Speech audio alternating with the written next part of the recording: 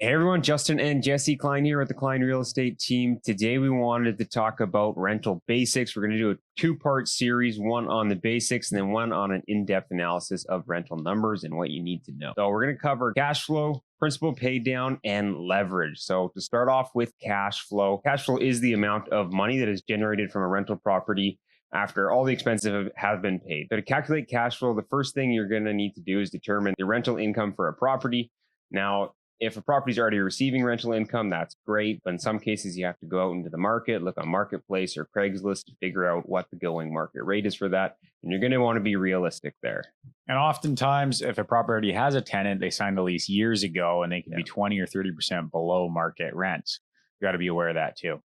Exactly. Yeah. And then so what you'll do is once you figure out what that number is, you'll subtract it from all your expenses associated with the property, including mortgage payments, property taxes, insurance, repairs, maintenance, management fees, and then you'll come out with your cash flow number. It's pretty tough to find a property that cash flows right now with how high interest rates are. You'd be lucky to be maybe like $200 negative cash flow per month on any property in Greater Vancouver. If you find the right one, you might be able to make it work. And that pretty much applies to any major metro city across Canada.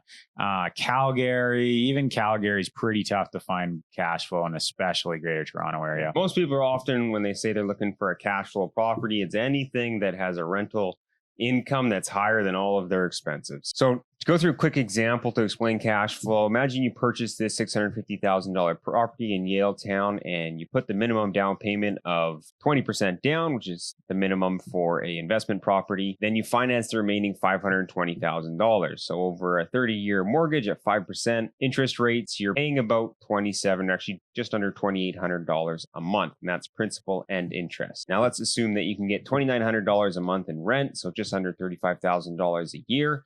And then to estimate your expenses, you'll have property taxes around $1,700 a year, insurance maybe $720, maintenance and repairs about $1,200, and strata fees about $4,000 a year. So all this adds up to about $7,500 a year in expenses. Now to calculate your cash flow, what we do is we take your rent, so that $2,900 a month and $2,800 a month that you have in mortgage payments, and then we subtract your expenses. In this case, $632 in expenses. So your cash flow is going to be negative $502 per month. And now we're going to talk about principal. This is the portion of your mortgage that pays down your balance owing to the bank. So this is building equity in the property. It is contributing towards your net worth and your stake in the property. So when we say negative $500 a month in cash flow, sounds like you're losing $500 per month, but really it's just money that you have to put into the property. But a portion of that is actually going to pay down your mortgage and it's building your equity. Cash flow isn't the same as your profit.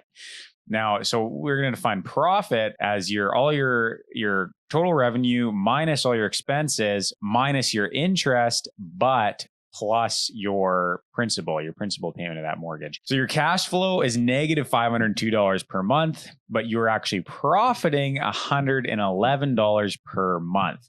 And the reason that makes sense is that $600 of your mortgage every month is going towards your principal pay down. It is reducing the size of your debt and it is building equity in the property.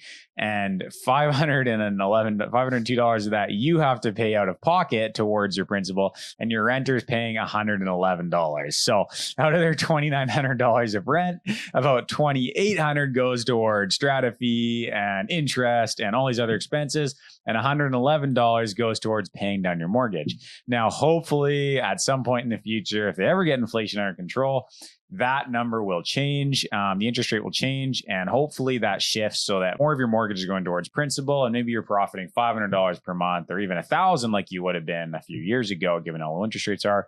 The other thing is over time, your rent actually goes up. And so more and more your renter is paying down your mortgage and less cash you have to inject into it every single month. So the final concept we want to cover, and probably the most important source of real estate returns, is your appreciation, which is amplified by leverage. So you might have heard, oh, real estate goes up 3% a year or 5% a year or 7% a year in some cases. And that's true, but your profit is actually much, much higher than that when you use leverage. And that's because whatever amount you put down on the property. So if you put down 20% on a rental property, which is the minimum down, any amount of the property goes up or down is actually amplified by 5x, because the bank has 80% of the money in the property. You have 20%, but you get all of the return or the loss.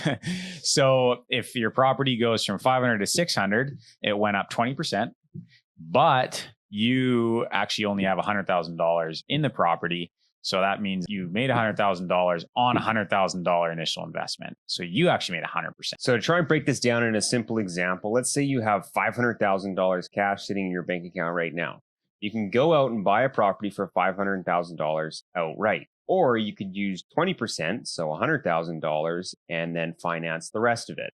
If you choose to buy the $500,000 property outright, your potential return is limited to the increase of the property's value. Now, if you go for the 20% route, you will have leveraged your investment. And in this scenario, the increase in the property's value will be multiplied by 5 times, like Jesse said. Let's assume your property increases by 5% over the next year. If you bought the property for $500,000 outright, your return would be $25,000. However, if you leverage your investment and you purchase the $500,000 property with only $100,000, your return would still be $25,000, but you only put $100,000 into it. So it's a 5 times greater based on the initial investment that you put in.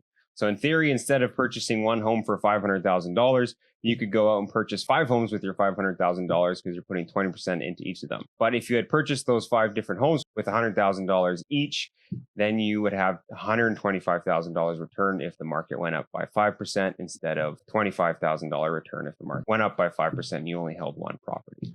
A really easy way to think about this is if you expect real estate to go up 3% a year over the long run, which is probably a pretty safe conservative assumption, take that number, and then if you have 20% down, you times that 3% by 5, and it gives you 15%.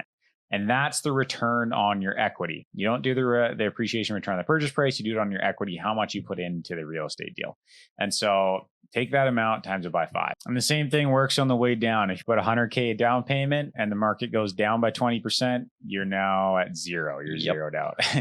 And something else we haven't talked about here is there are quite a bit of fees when selling real estate. So when we say profit or return, that's a before fees return. If you actually want to access that money and sell the property, it's going to cost you about 3% at least to sell that property and access that money. And again, that 3% is on your equity. So it's going to cost you like 15% of your equity to actually sell that property.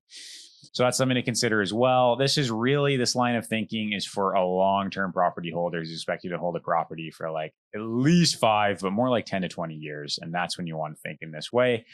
Anything shorter than that and the fees and everything really eat into the return and don't really make it always worth it. Yeah. And if you're curious about those fees, we have another video. We'll link it in the description here. You can go watch that. And this is also the first part of a 2-part video. So if you want to go a little bit deeper on the rental analysis, we'll do another video on the numbers.